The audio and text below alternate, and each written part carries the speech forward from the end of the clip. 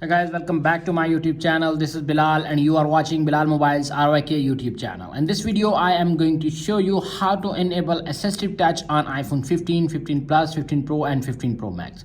So guys, without waste your time, let's start this video. Tap on the settings app on your iPhone 15 series and little bit scroll up to find accessibility and little bit scroll up and you can see second bar touch option, tap on it.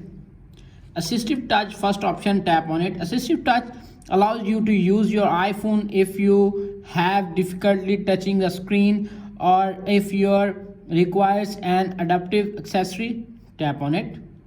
Toggle turn it on and you can see appears on screen assistive touch is enabled. That's it.